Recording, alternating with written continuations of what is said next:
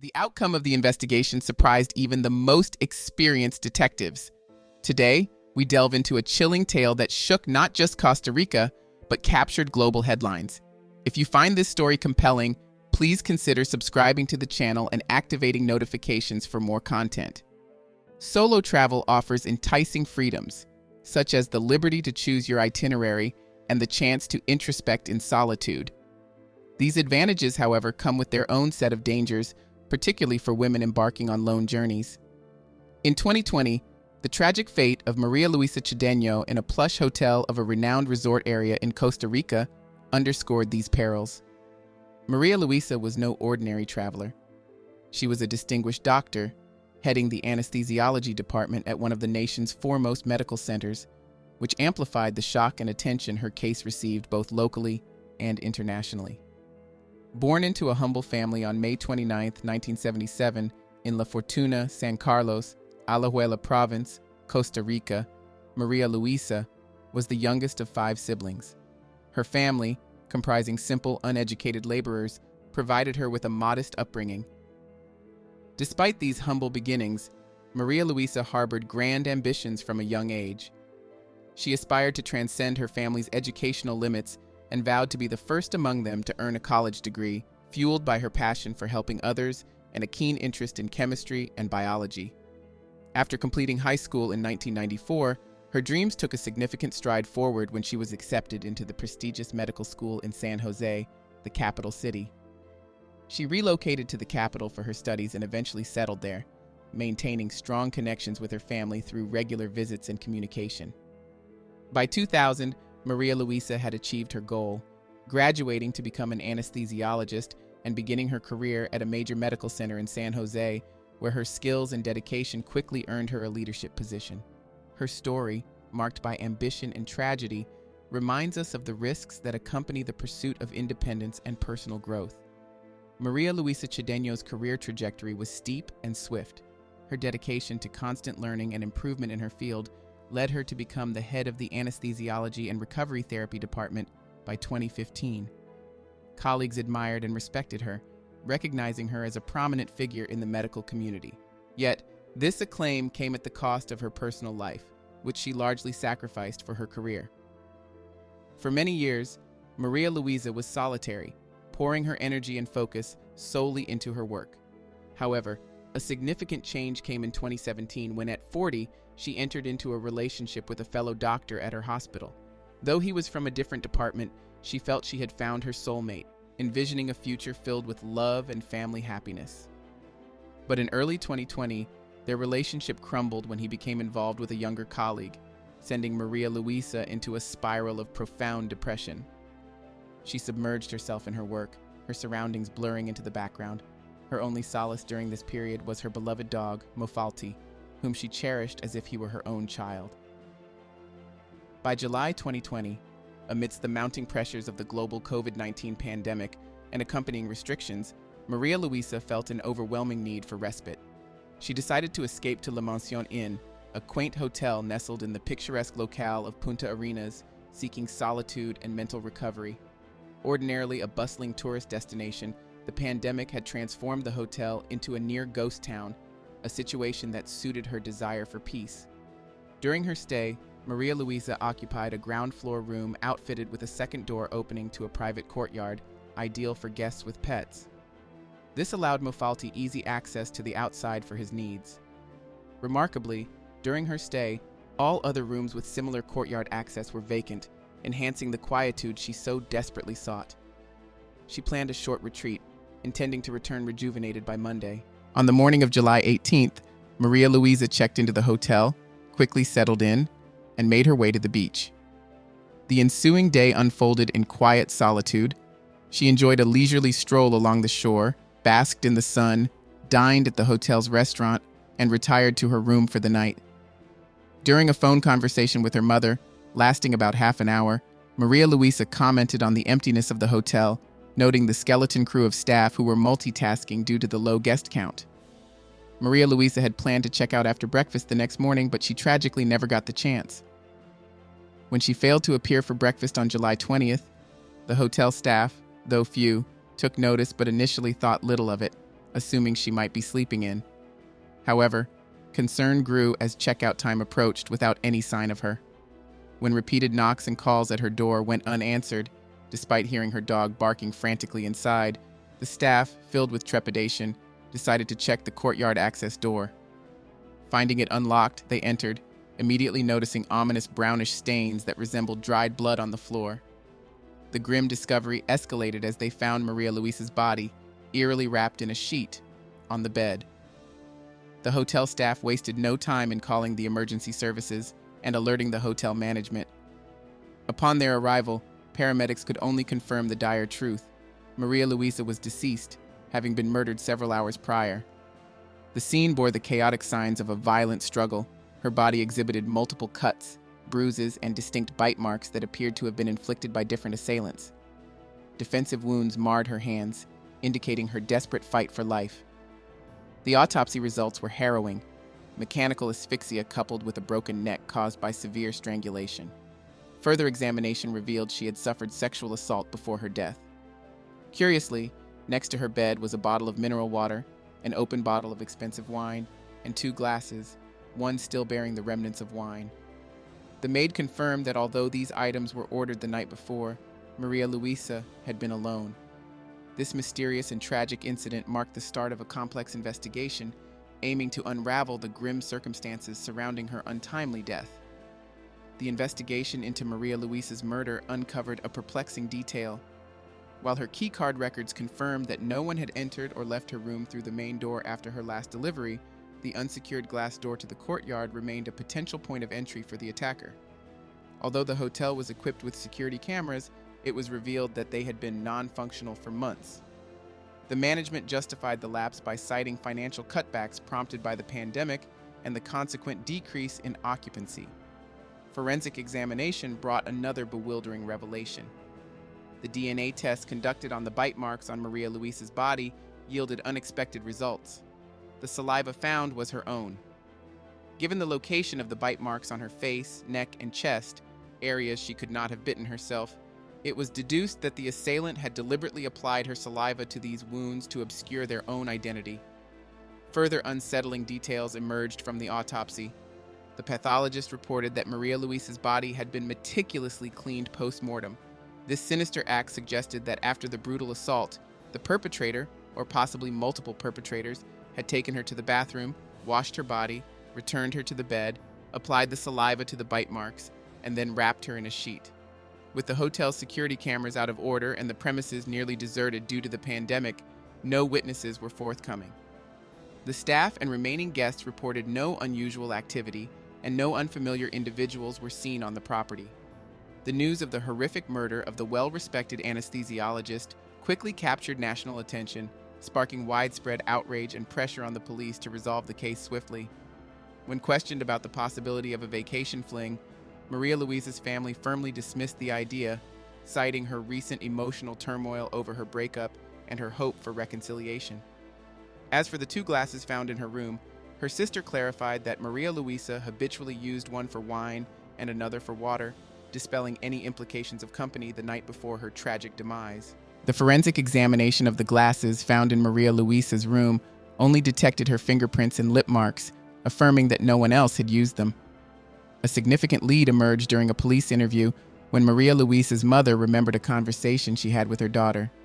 Maria Luisa had mentioned meeting a man from the hotel staff who inquired about her solo travel and the duration of her stay. This interaction steered the investigation towards its first suspect. The person of interest was 38-year-old Teodor Herrera Martinez, a bartender at the hotel and the son of a close friend of the hotel owner, Harry Bowden. Martinez had secured his position at the hotel through his father's connections. During the interrogation, Martinez displayed noticeable nervousness and denied any recollection of meeting or speaking with Maria Luisa. He also had fresh scratches on his cheeks and neck, which he could not satisfactorily explain. When asked to remove his shirt, more scratches were found on his chest and shoulders, suggesting a struggle. Although detectives suspected that these were defensive marks left by Maria Luisa during an attack, confirmation from forensic experts was required. Martinez was subsequently detained for 6 months pending further investigation. Further forensic analysis identified blood and skin particles underneath Maria Luisa's nails as belonging to Martinez. However, his dental impressions did not match the bite marks found on her body, complicating the case. The investigation then led to a second suspect, Luis Carlos Miranda, a 36-year-old acquaintance of the hotel owner. Miranda was not a regular guest nor an employee, but had been staying at the hotel courtesy of Harry Bowden. One of the bite marks on Maria Luisa's body could potentially match Miranda, but the evidence was not definitive. Like Martinez, Miranda was arrested and detained for 6 months. He vehemently denied any interaction with Maria Luisa. Amidst the ongoing investigation, a third suspect was apprehended approximately 10 days after the murder, 69-year-old Harry Bowden, the owner of the hotel himself. His connection to the other suspects and his position at the hotel prompted police to consider his potential involvement in the tragic events. Harry Bowden, a businessman of Dutch origin, was not only well connected with politicians and entrepreneurs, but also owned several properties across different countries. His arrest in the case of Maria Luisa's murder was precipitated by a critical piece of evidence. One of the bite marks on her body matched his dental impressions. Furthermore, it was revealed that about 6 months prior to the murder, Bowden had undergone a surgical procedure at the hospital where Sedino was employed.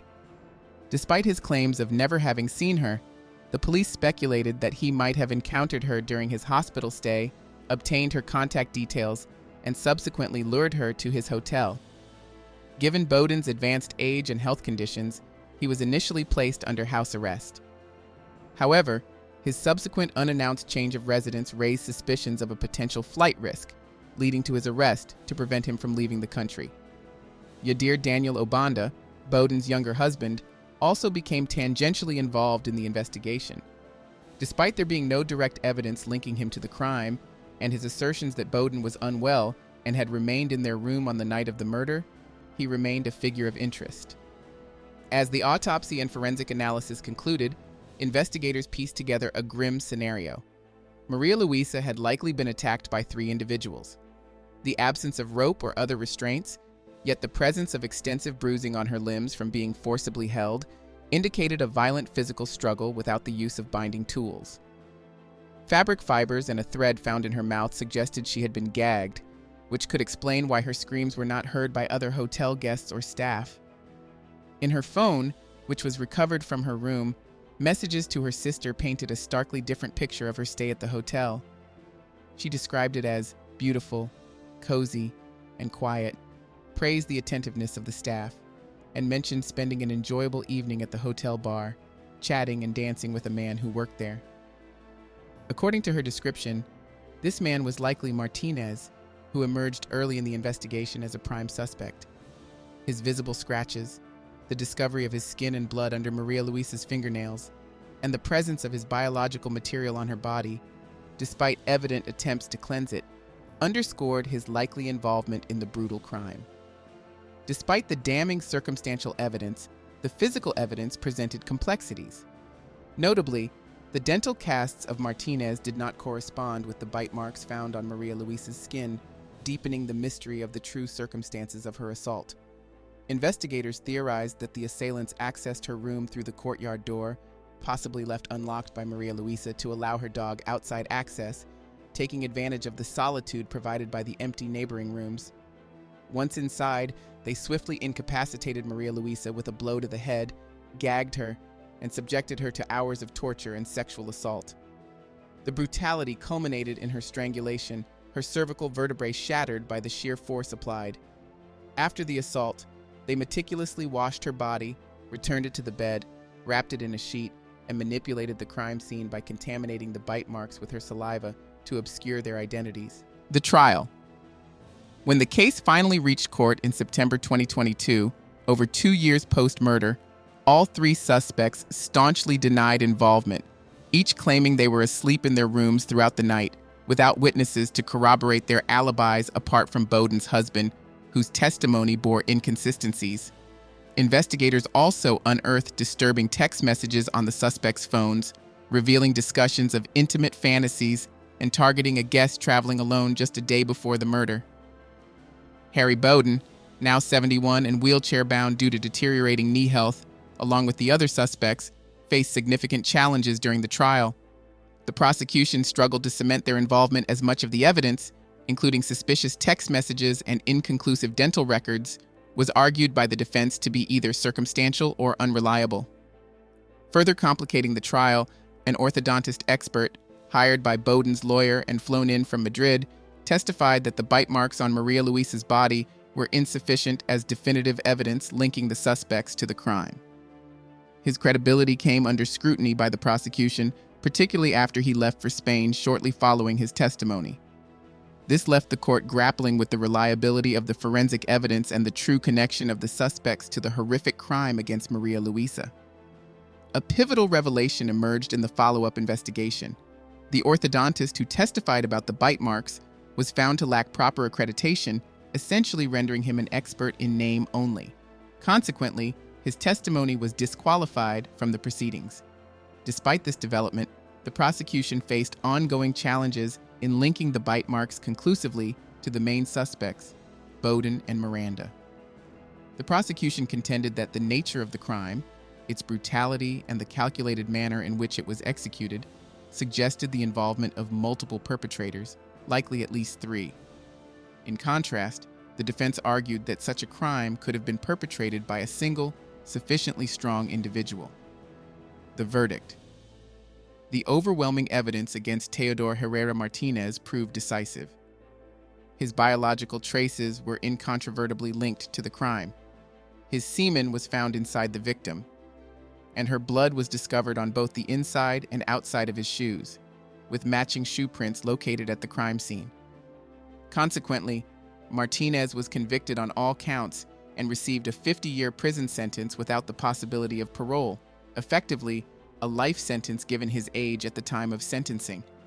Martinez maintained that his interaction with Maria Luisa was consensual and claimed he had departed before her murder, suggesting that another party was responsible for her death. However, with no concrete evidence implicating Bowden and Miranda beyond the questionable bite marks and their suspicious text messages, they could not be conclusively linked to the murder. Ultimately, both men were acquitted and released in March 2023. Following their release, an appeals court responded to a petition by the victim's family, reopening the case in September of the same year. By this point, however, both Bowden and Miranda had left Costa Rica and relocated to the Netherlands. Given the absence of an extradition treaty between the Netherlands and Costa Rica, even if new evidence were to implicate them in future proceedings, they would not face extradition or punishment. This case remains a chilling reminder of the complexities and challenges of securing justice in heinous crimes. Thank you for watching, and please remember to subscribe for more in-depth coverage of shocking and significant criminal cases.